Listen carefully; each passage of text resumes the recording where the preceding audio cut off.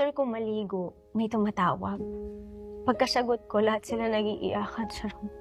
Alam mo na. Alam ko na. And then, shock ako. Yung mama ko na wala na. Pinagdasal mo pa yun. Yun yung huli mong sinabi kay God. Okay ka na. Okay. Pero nung nawala, hindi pala. Hindi ako okay. Hindi ako okay. Until now. Sinisisi ko kasi yung sarili ko, ate. Na? Kung bakit siya lumala ng ganyan. Kasi wala akong pera, una. Hindi ko siya mapagamot.